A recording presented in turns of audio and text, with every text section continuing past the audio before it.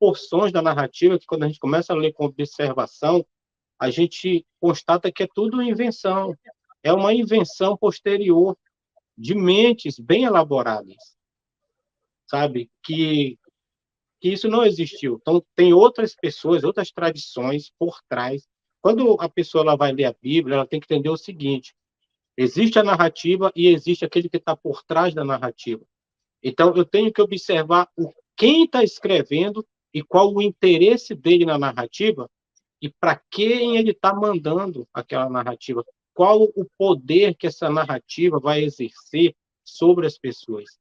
E a gente chega no capítulo 23, que vai falar dessa reforma, e no versículo 7, fala lá de Asherá, né? O nome está Asherá, e aí o tradutor da língua portuguesa traduz para poste ido. O nome é próprio, o nome próprio, ele traduz para poste ido. E lá está a palavra Kadesh, que vem do vocábulo kadosh, que é santo, separado. Aquela pessoa que é separada para exercer um ofício como os sacerdotes.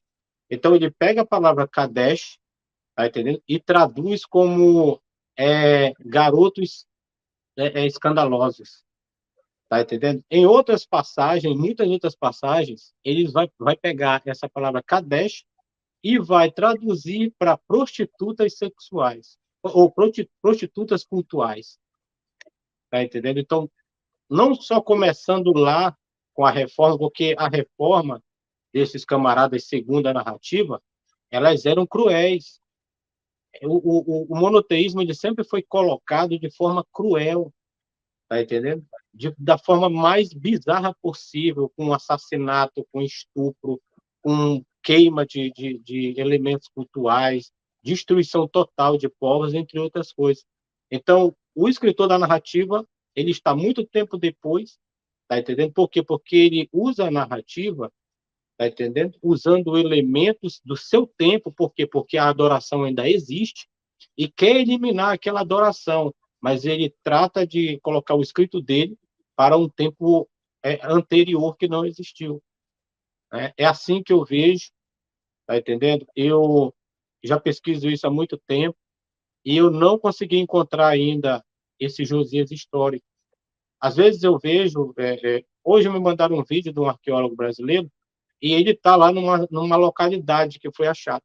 E ele diz assim: foi aqui que aconteceu a batalha de Josué e tal. As pessoas elas têm que tomar Já sei cuidado quem com é, isso. eu já sei quem é esse arqueólogo brasileiro. Então, assim, as Sei que eu pessoas, que não sou. você pode falar. É alguém que sempre tem o intuito de usar a arqueologia de forma errada para corroborar as crenças dele, né? Infelizmente. Isso. E aí me mandaram esse vídeo, falaram que era que eu achava do vídeo. Eu falei assim, eu falei, Nova York existe? A pessoa existe. Eu falei, o Homem-Aranha existe? A pessoa não. Então não é porque Nova York existe que eu vou transformar o Homem-Aranha em um personagem histórico. Tem que tomar cuidado com essas coisas. E Exato. o trabalho da arqueologia é um trabalho muito lindo, ele tem que ser muito sério. Porque, assim, eu não sou arqueólogo, a Érica é arqueóloga, ela sabe que quando eles vão para o campo, não vai só o arqueólogo, vai uma equipe, vai ter São todo vários mundo, vai profissionais. isso, vai toda uma equipe. Aí no momento, de uma hora para outra aparece só um caboclo, né? Só o camarada lá no sítio falando, olha, fulano esteve aqui, aquilo ali foi o fulano que abriu aqueles poços, então tem que tomar Moisés cuidado com isso. esteve aqui, né? Eu já vi um dele que ele fala, ele e a Aline, eles falando, Moisés esteve aqui. Assim, como se fosse um personagem histórico, né, que a gente sabe que é uma lenda, né, esses patriarcas. Tem um vídeo aqui no canal, pessoal, onde eu mostro detalhes, onde eu explico sobre isso, é até a lenda dos patriarcas bíblicos. Então a gente tem aquela coisa, a gente tem que ter cuidado para não pegar um personagem mitológico, né, de uma narrativa que já está mais do que comprovada, que são narrativas tardias, e transformar aquilo ali num personagem histórico. Porque se eu fizer isso, eu tenho que fazer isso com todas as mitologias, né, Com todos. mitologia egípcia, as mitologias mesopotâmicas, do hinduísmo, então vamos pegar toda a turminha, né, dos milhares de deuses, todo mundo existiu, todo mundo é histórico, esses personagens, que a gente sabe que não é dessa forma. Então, o que que acontece? Eles produzem a narrativa justamente para eliminar o culto, porque existia um culto à deusa dentro do templo, porque ali Kadesh eram sacerdotes da deusa, eram sacerdotes da deusa. Inclusive, mais na frente aparecer um slide aí, Sim, de sacerdotes e sacerdotisas que construíam roupas para essa deusa, né? E outra coisa que a pessoa tem que entender também, lá no Gênesis diz assim: façamos o homem à nossa imagem e à nossa semelhança. Poxa, lendo isso já não dá para perceber que não existe um único Deus para quem está escrevendo, é. tá entendendo? Façamos.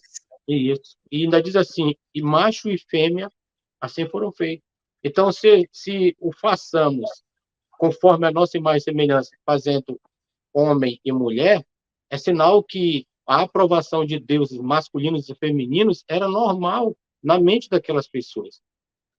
Tá entendendo? Então, só mais para frente é que isso tem que ser eliminado. Mas eu só posso eliminar algo se eu apresentar esse algo.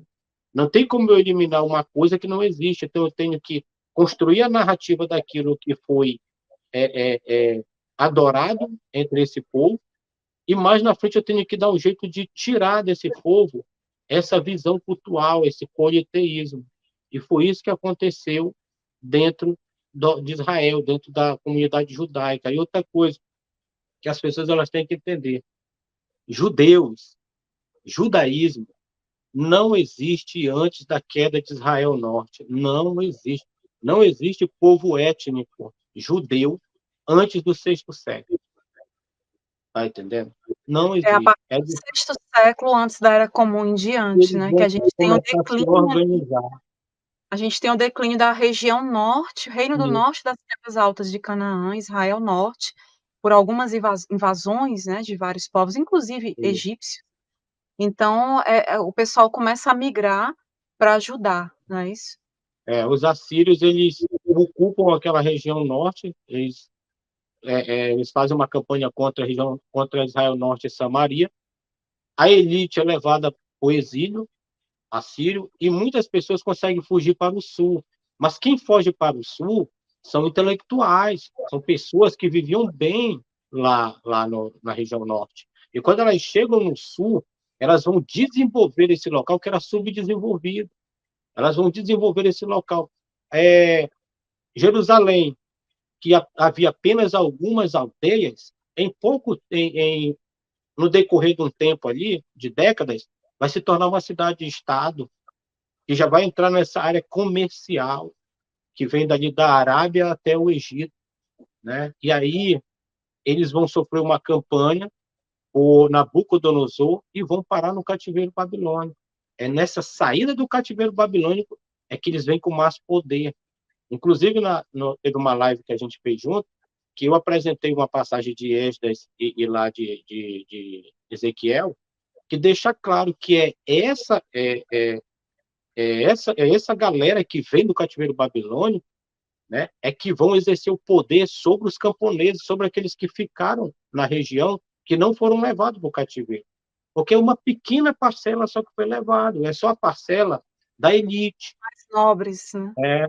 Os sacerdotes, as pessoas mais ricas, aqueles que tinham um desenvolvimento de serviço, que tinham suas funções ali de desenvolvimento cultural e também econômico e também de obras, né? Pessoas que sabiam construir, pessoas que sabiam desenvolver o material, esses que foram, junto com o sacerdócio. Se houve monarquia em Judá antes disso, que eu que eu não acredito, pode ter É, havido líderes monarquia, tribais. a grande monarquia, o grande E, reino unificado de Davi e Salomão. então, se houve, porque tem uma narrativa em Jeremias 22 que diz que a descendência de Judá, ali com descendência de Davi, se acaba na Babilônia. Jeremias capítulo 22, pode ler lá, se acaba na Babilônia com Jeconias. Vamos dizer que Jeconias é história. Então, se acaba ali. Quem volta do cativeiro são os sacerdotes. Só que esses sacerdotes, eles brigam entre si. Uma hora são os sadoquitas e outra hora são os levitas. E o mais importante é uma construção étnica, mas está debaixo de um império chamado Pérsia.